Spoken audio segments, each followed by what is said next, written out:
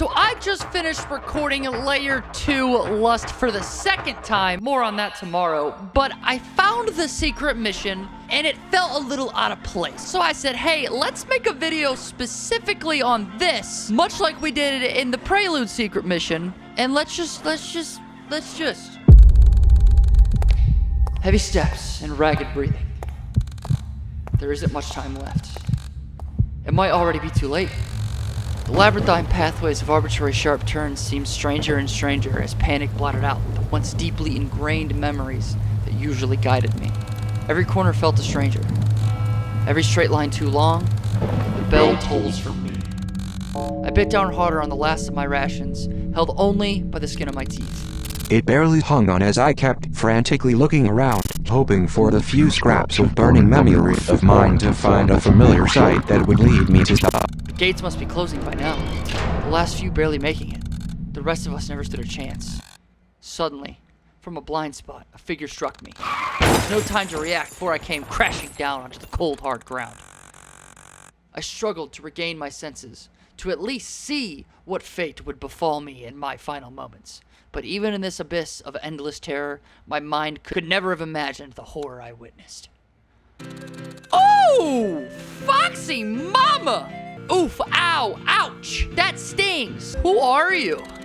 I'm just someone who got knocked over by some half-brained fuckface who doesn't even have the decency to ask if I'm fine or apologize for starting an interrogation. Whoa! I'm gonna need you to take 20 to 30 off the top there, Squirrely Dan. Not with an attitude like that. Yeah, help yourself up, Queen. What is wrong with you? Listen up, dickhead. I don't know who you are, but you've got a lot of nerve smacking someone down and not even bothering to help them back up. But since your mother didn't teach you manners, I'll let this one slide. Oh yeah, I gotta check them nails. By the looks of it, you're late for school as well. And by a stroke of once-in-a-lifetime luck, you just happen to bump into the prettiest girl in town. Woo! The confidence! So, I'll forgive your extreme transgression of laying your hands on a fair maiden if you tell me which way to go, since I seem to have gotten lost on the way. Why is that my fault?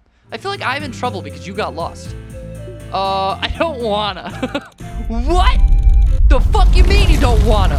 If you don't show me the way, then you're never gonna arrive either. Or did that thought not ever cross your canyon-fed brain cavity? Alright, fair. Actually, I'm lost too. Just my luck. Though, in retrospect, I guess you wouldn't be here with me right now if you weren't lost as well. Oh well, no point in crying over spilled blood. Spilled blood?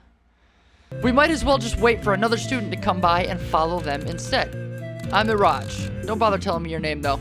I don't really care. She's so mean. Do we call her out again? I don't even think it matters. She doesn't seem to care. We've called her out on everything she's done. You could do with being a bit nicer to people. You only just met me. Yeah? Well, you could do with a beatdown, so fuck off. Okay, muscle mommy's getting angry.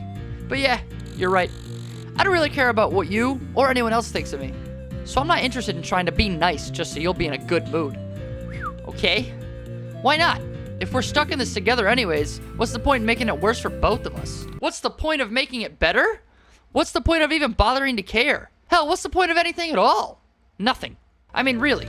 Just take a moment to think about it. The human mind, in its complete vastness, is capable of recognizing its utter helplessness and uselessness in the face of inevitable and unavoidable non-existence, but is incapable of coming to terms with it. Death is unavoidable. This got dark. All right, y'all, strap in. I guess we're just gonna have to listen to her just a little. Put that seatbelts on. Let's ride the wave, man. Every living being will eventually die out. Every speck of matter will eventually wither away and dissipate into entropy. Doesn't matter if humanity survives for 1,000 years or dies out tomorrow. The end result is the same. The absolute nothing. I disagree with her. I think the fact that nothing matters is complete reason that you can do whatever you want because it doesn't matter, so why not do what makes you happy? Human intelligence is far beyond that of other animals, but it would be misguided to consider that a gift. All other beings have a gift of ignorance, of not understanding what we do. You're a robot, though. You're not a human being. I'm not saying you don't have sentience, so you're not, like, you know, worthy of life, but, like, I got fleshy milk bone, whereas you could crash through brick walls like it's nothing. I don't think we're built the same. Our intelligence is not a gift. It's a flaw. It's an overextension of evolution. Intelligence was a great feature in Aeon's past, continued to grow unchecked and unfiltered, and has since passed a threshold whereupon it is no longer a benefit, but an active danger to its host. The cynicism.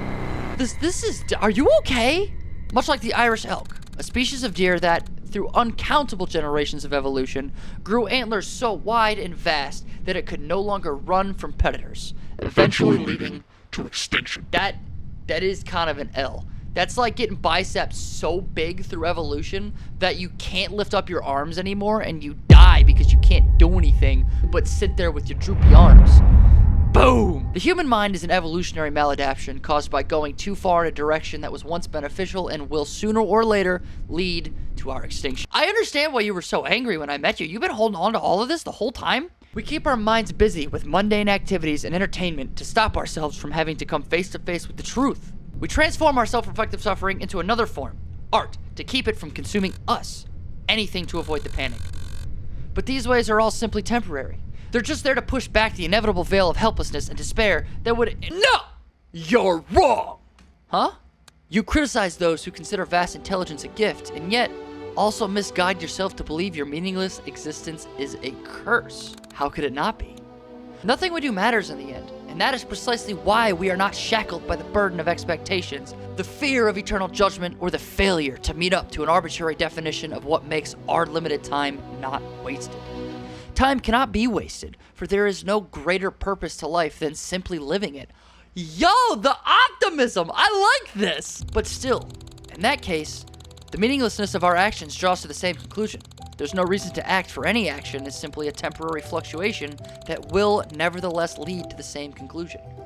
Quite the contrary. Because we have no greater purpose, we're free to set our own, to create self-defined goals for which to strive. For some, it may be nothing. For some, it may be pleasure, to some creation, and to others improving the lives of those around them. It is because we have no greater purpose that time spent on goals set by oneself cannot be time wasted. In the end, nothing matters, and therefore, you have no reason not to do what you want rather than whatever illusion of greater purpose is forced on you by others or even your own misguided thoughts. I do understand what you mean. However, that doesn't ease my fear of the end. Even if I were to try to find purpose, I would still be paralyzed by the thought of becoming nothing. And it is a thought worth fearing. However, abandoning purpose, hope, choice, goals, pleasure, and will cannot make that thought disappear. The fear, however, it can subside. Though as much as I'd like to embrace it, I am nevertheless struck with that paralyzing existential panic. I understand it logically, and I know that there is no reason to live in apathy, but my emotional side refuses to listen. By continually forcing to subvert those creepy negative thoughts with the positive logical ones, the emotional mind will eventually gradually start to shape to fit the logical. It is not an easy job. It is not a quick job. It will sometimes feel like an impossible job. However, it can be done. We will always love you. Who is we? Well, I'll be damned. Guess you got a good head on your shoulders after all. Hell, I'm impressed. Man, I feel like I've just shed the weight of the world off my back. Or rather, you've done that for me. And honestly, from the bottom of my heart, thank you. You're so welcome. This has become so wholesome. You've given me a lot to think about, and while I'm sure I have a long and hard road ahead of me, I'm optimistic. For the first time in what feels like an eternity, I'm optimistic. Say, we're already too late for school, and it's become quite clear by now that nobody's going to come lead us there. So, how about you and I ditch that passion-draining penitentiary and go grab something to eat, eh? You know what? Yeah, for sure. I've got nothing better to do today. You're paying, though. Oh, you sneaky bastard. But alright, I do really want anyway. So what better time to cash out your did a nice thing to a girl way out of my league coupon than now, eh? Yo, you're really coming at me with this heat, Mirage. Alright, fine. I hope you enjoyed that lunch. 2- secret, all imperfect love song. Mission complete. So yeah! Now you can see why I thought that needed its own attention. Hey, thank you everybody for watching, and I will see y'all tomorrow for layer 2 of Ultrakill. Peace.